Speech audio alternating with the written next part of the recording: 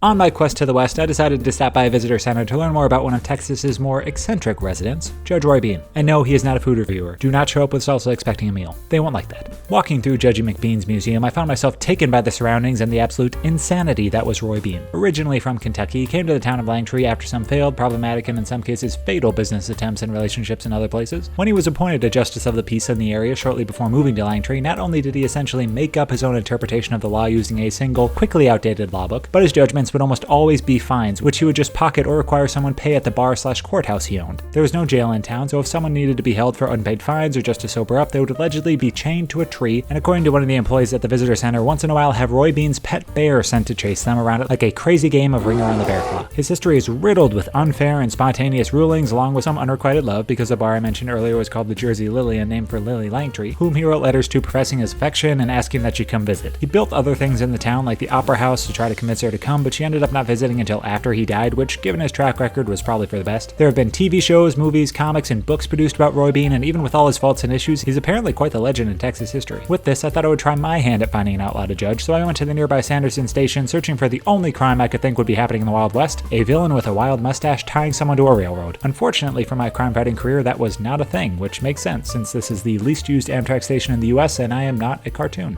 Maybe some camping would be better.